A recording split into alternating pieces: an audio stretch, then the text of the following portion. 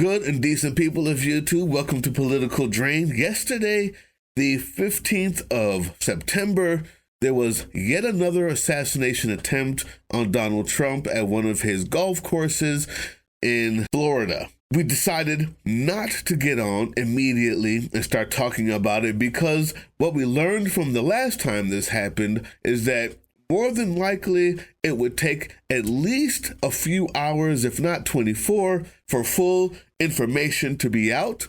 And we also knew that inevitably, within those few hours of the full information coming out, there would be a number of Republicans putting their foot in their mouth, and then we could also wait for that to expose that and maybe give the people who were reading whatever they were saying some truth to the matter. We were correct. So, we're here to correct the record. Number two, we wanted to be able to give an accurate update. And so that's what we're going to do right now, YouTube, is give that accurate update. And number three, I just have a little commentary on my thoughts and my prayers. See, I have thoughts and I have prayers that no one gets hurt with AK-47s, AR-15s, or these guns of war. These weapons of war. I have thoughts and I have prayers that no one gets hurt with this stuff. On the other hand, there was a short or two put up by my co-host, Laura Malcolm, and she was a bit more jovial than I would have been, but she has the right to be. And we had some people that were less than happy about that. So I'm going to respond to that at the end of this. Number one, let's correct the record from the bums. Here they go. A MAGA guy, Michael Flynn, the shooter, had to have known Trump was playing golf today, screams of another inside job. So this would be a pro-Trump conspiracy theory. Also not helpful. Alex Jones's response is this. America is now in a state of war, not just with Russia, after Biden authorized NATO to start using U.S.-made heavy missiles to start bombing Russia next week. No, they just tried to kill Trump again. They had their cover story that it was gang crossfire, but Trump wasn't killed. But the media all put it out the second the news broke, even though the Secret Service and others were saying, no, the guy was shooting at Trump. And they had to tackle him and return fire, and thank God he didn't kill him. That's twice this has happened. God's hand is on President Trump. Are just completely inaccurate. I've heard no reports yet of the guy being tackled. He was shot at and then ran away. Top Democrats have said they're not going to accept the Trump win. They're going to have civil war conditions. We are at war with the deep state. They're at war with us. They've dissolved our borders. They're destroying our dollar. So, now that we're done with the nutcase reactionary foolishness theories, here's the facts. Here's the update. The guy's name was Ryan Wesley Ruth. According to the Secret Service, the shots that were fired were from the Secret Service when they saw a barrel sticking out of the woods or the fence that was a few holes ahead of where Donald Trump was. They were eagle-eyed and amazing in seeing that, and immediately they decided to shoot because they were doing some sort of superhero night vision, amazing tactics, and I give kudos to the Secret Service this time because whoever was there last time was not on the job. This time they were. Also, luckily, they did not kill the guy, so we'll be able to question him and see exactly what his problem is. On the other hand, the guy was using a AK-47. Unfortunately, this guy was never supposed to have one of those because he's been a criminal for a daggone long time. Check this out. This man was arrested in 2002 with a fully automatic machine gun in North Carolina, and 22 years later, he still had access to an AK-47. That should not be allowed. This reads, man with gun barricades self inside business. An armed man was arrested Monday morning after barricading himself in a business during a 3-hour standoff. Ryan Ruth, who was 36 at the time in 2002, had a 3-hour standoff with the police at 1 a.m., and he is the alleged Trump golf course gunman. Ryan Wesley Ruth was a MAGA guy. That's what he was. He wasn't a Democrat. He was a MAGA guy. Disillusioned after voting for Trump in 2016, and I guess the border wasn't closed enough for him. Here are just a few of his kind of ridiculous rants on being more MAGA than everybody else. Check it out. Fox News reports the Trump attacker has been identified as Ryan Wesley Ruth. And next, it says, warning about Ryan Ruth. He is not and has never been associated with the International Legion or Ukraine Armed Forces. And here are some posts. At Real Donald Trump. While you were my choice in 2016 and the world hoped that President Trump would be different, you were greatly disappointing. He then said, at Tulsi Gabbard, hashtag stand with Tulsi. He was a Tulsi Gabbard supporter and she helped Donald Trump prep for the debate. He then said in 2024, at Nikki Haley, please join Vivek Ramaswamy as a team of president and vice president. We must do this now to create a winning ticket now that we can get behind. Please do not be selfish and arrogant. Partner now to change the course of this election, break norms, and give us an option. So what does this tell you? This man is a Republican.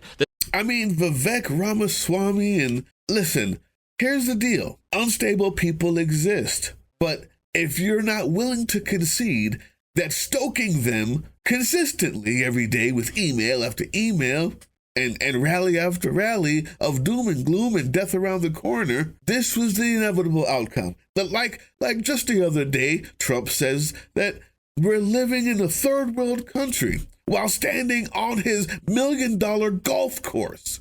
Well, that type of dichotomy, that type of absolutely insane thinking and speaking can drive someone who's already on the edge teetering right over the top. But I guarantee you, the more of this stoking, just like in Ohio, the bomb threats, the threats at hospitals and schools and state facilities after you tell the people on national TV that they're eating the dogs, the cats, they're eating the pets.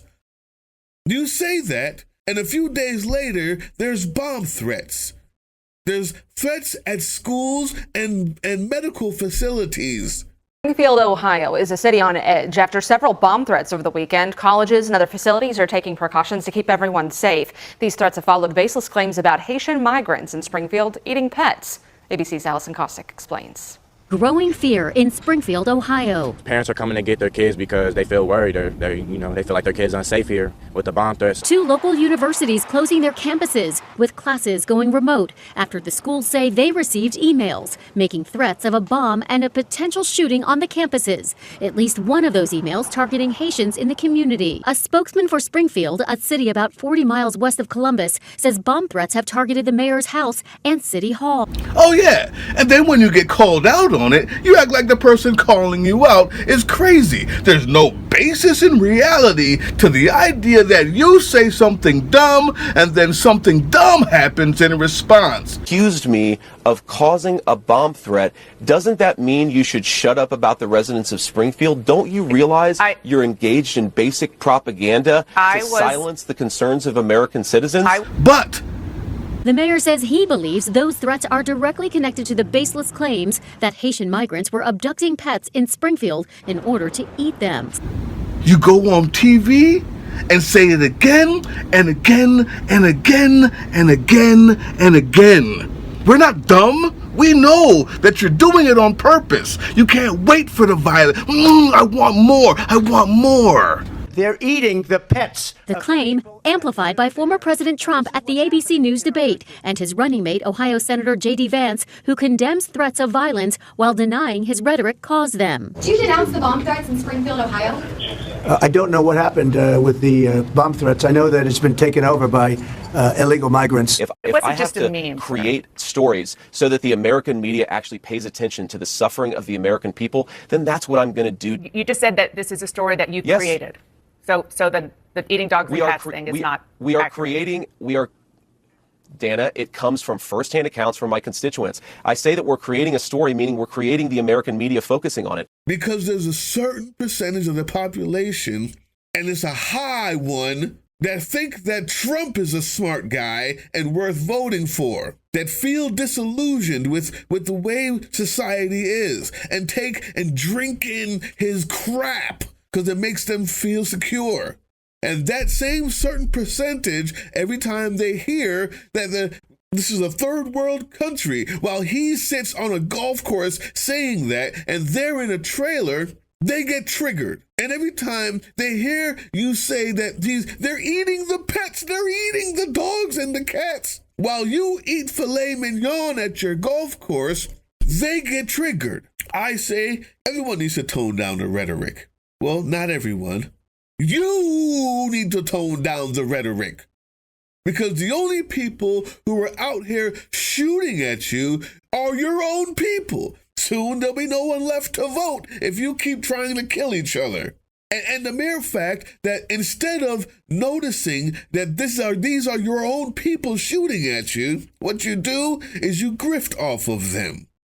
That's what you do. You grift off of them. As soon as it happens, you want to make more money off of them. You want to get them more in a frenzy so they can give you more money. And why is he disillusioned? Because every single time Donald Trump goes on the media, he says, the courts are rigged. Judge Merchan is rigged. Judge Merchan's daughter is rigged. Every single election is rigged. Even the Emmys are rigged. Trump also sent out this crazy email. It says, alert, I am Donald J. Trump. Fear not. I am safe and well, and no one was hurt. Thank God. But there are people in this world who will do whatever it takes to stop us. I will not stop fighting for you. I will never surrender. And then it asks for donations. So Donald Trump will grift off this until the very end. Former President Donald Trump said in a second fundraising email Sunday that his resolve is only stronger after shots were fired near him at the Trump International Golf Club in South Florida. Quote, my resolve is only stronger after another attempt on my life, the email said. I will never slow down. I will never give up. So again, my thoughts and prayers and nothing else. That's all you get. Lastly, we didn't come on here yesterday.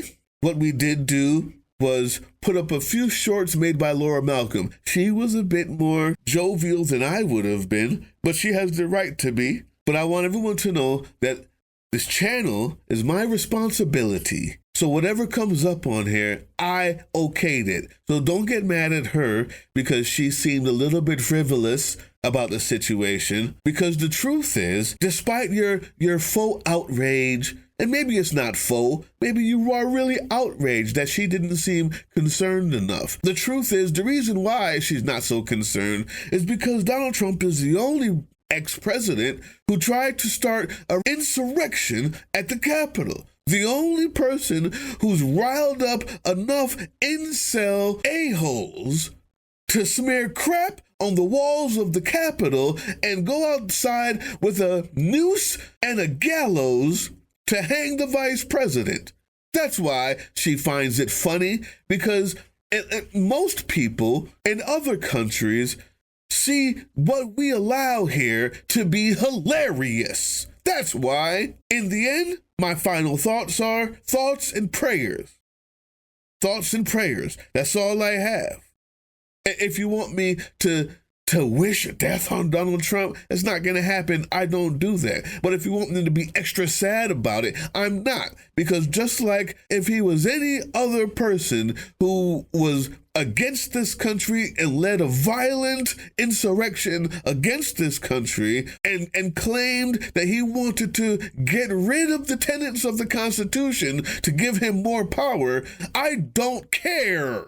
What I care about is him not becoming a martyr, so I'd rather you stop with the violence already, so we could just beat him outright. But no, I've never found that much care for somebody who turns against this country and tries to start an insurrection with his violent incel mob. All I have for him is thoughts and prayers. Just like that's all you ever have for us when the kids get assassinated in school by these same weapons of war that you refuse to do anything about. That's my take. That's the news. That's the update. Do what you will with it. I'll see you next time.